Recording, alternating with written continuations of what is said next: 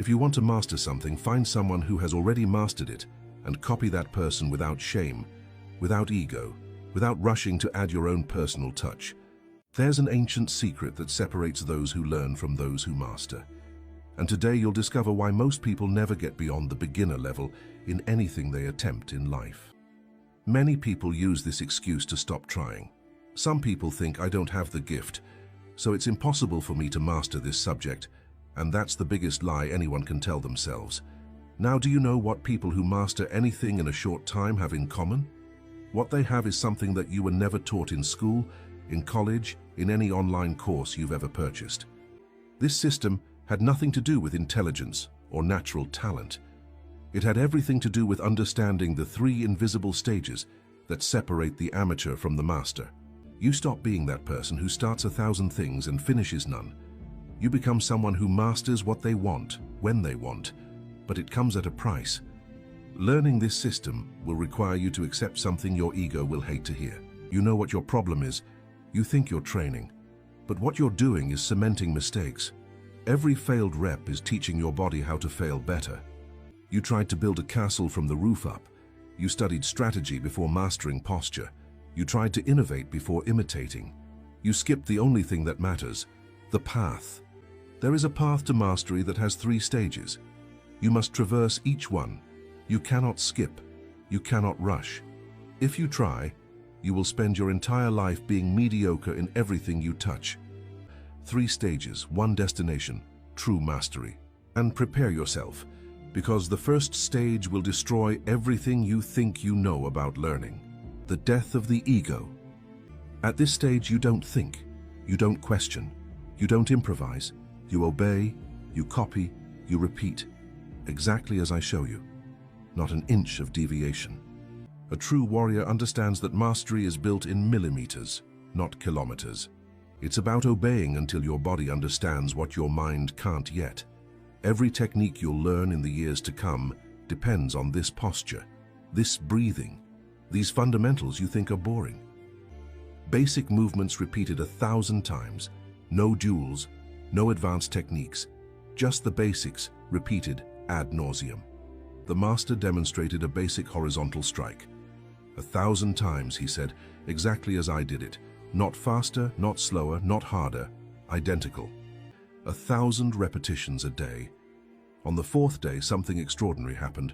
He was in the middle of strike number 400 when his body executed the movement perfectly, without any mental command, as if the sword knew the way on its own. Did you feel it? The master asked, watching from afar.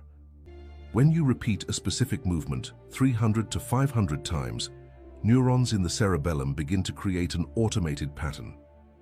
After 1,000 correct repetitions, the pattern becomes unconscious. The skill literally migrates from the conscious mind to the brain's automatic system. But if you change the movement before 300 repetitions, the pattern never forms. You remain forever in conscious mode, which is slow, tiring, and error-prone.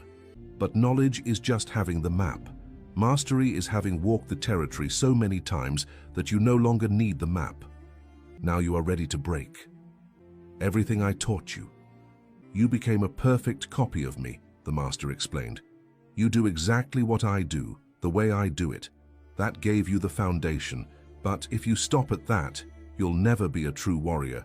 You'll just be my shadow. The samurai drew a circle on the ground. These are the limits I have placed on you. You break this circle. But be careful. Most people confuse. They break the limits not because they have mastered it, but because they are too lazy to master it. It's about understanding the whys behind each technique so deeply that you can begin to adapt them. You can combine them. You can modify them. You will do something extraordinary. You will begin to see the universal principles that live beneath all styles. When you understand the principles, the forms become tools, not prisons. You are no longer blindly obeying, but you are not breaking in rebellion either. You are adapting wisely. You understand the whys. And this is where 99% of practitioners stop. Think they're already masters. They can adapt techniques. They can combine styles. They can create variations, and they're proud of it. You're still stuck with the techniques you've learned, even if you can combine them in creative ways. You've become a skilled artist, but not a true master. There is a third stage, the final stage, and only one person in 1,000 gets there because it requires something most people are unwilling to do. Forget everything. The stage where you don't use techniques, the master explained.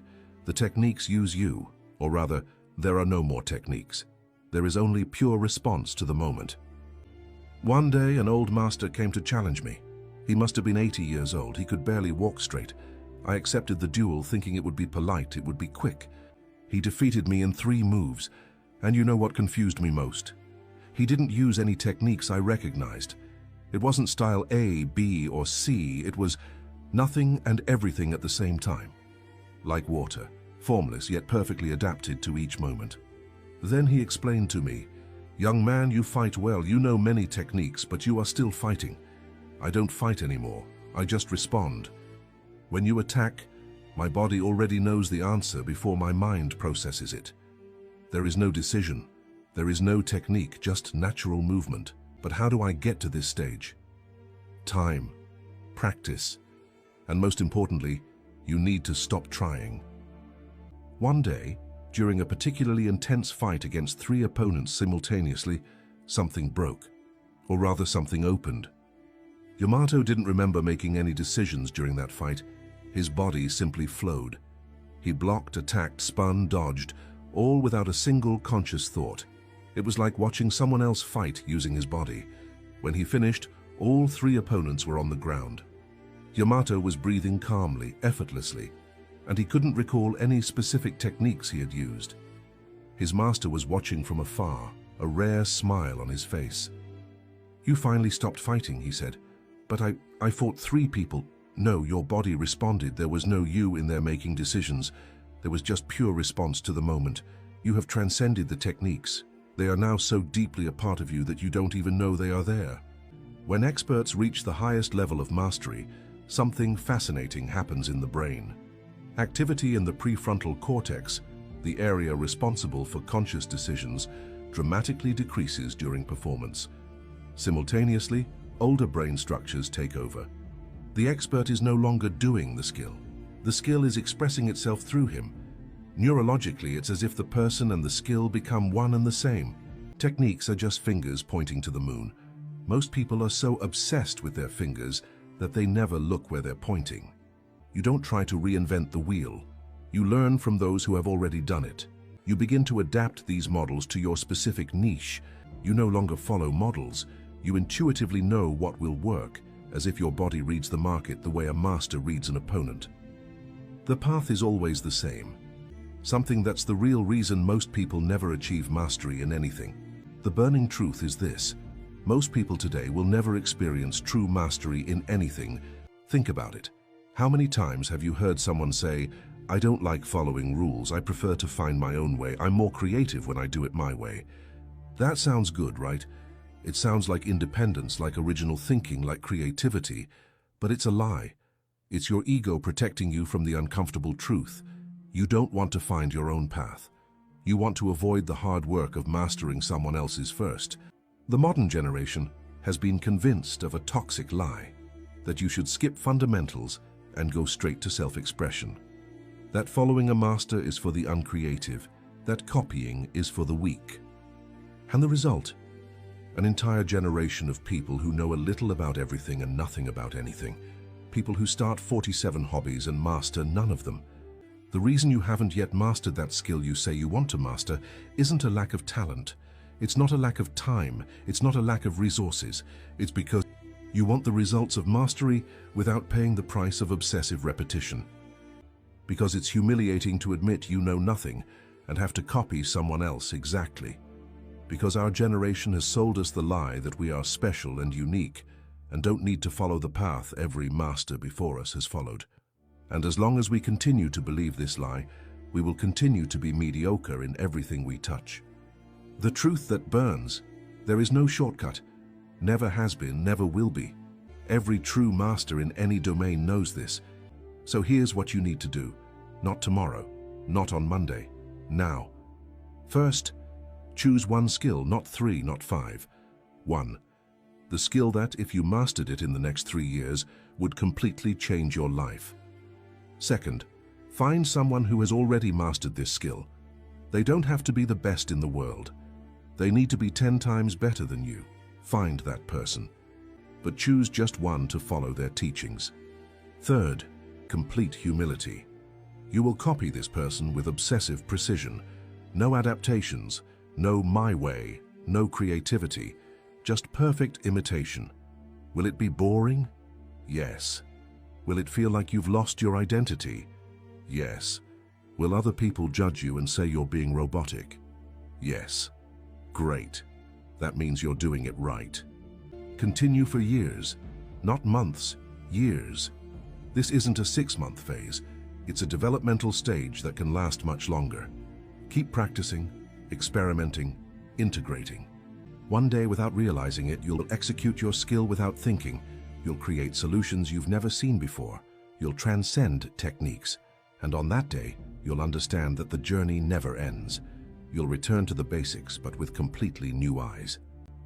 An Oxford University researcher, who has been studying expertise development for 25 years, conducted a study of 500 masters in different domains: music, sports, programming, martial arts, business. The finding was unanimous. Every world-class expert we studied followed the same 3-stage pattern. First, a phase of rigorous imitation lasting between 1 to 3 years. Second, a phase of experimentation and combination lasting between 3 to 7 years. Third, a phase of intuition and innovation that marks true mastery. We found not a single exception. No master skipped the first stage, even those called natural prodigies. The difference was only the speed with which they traversed each stage, never the sequence. Mastery isn't about being original from day one. It's about becoming so deeply skilled that originality becomes inevitable. The person you are today, impatient, jumping from one thing to another, wanting results without process, that person will never experience true mastery. But there's another version of you, a version that has the patience to copy perfectly, that has the humility to admit it knows nothing, that has the discipline to practice the same thing 1,000 times, that has the wisdom to understand that the long road is the fast road. This version of you already exists, waiting for you to stop looking for shortcuts, waiting for you to accept the only path that works. It's a mirror, and what you see when you look into that mirror tells you everything about who you'll be in 5 years. Do you see someone willing to start as a complete beginner, without ego, without rushing? Or do you see someone still looking for the hack, the shortcut, the way to avoid the work? Because only one of these people will truly master something, and you know which one it is. The question is, are you willing to pay the price that mastery demands? Willingness to obey completely before questioning, to imitate perfectly before innovating, to master the basics before seeking the advanced. The same path is open to you. Do you want to spend the next 5 years trying to find a better way that doesn't exist, and 5 years from now be exactly where you are today, knowing a little about a lot of things and nothing about anything? Or would you rather pay the price of mastery and become extraordinary at whatever you set out to do? Mastery is waiting, but it won't find you. You have to walk to it step by step, repetition by repetition. If you've made it this far, thank you very much for your attention.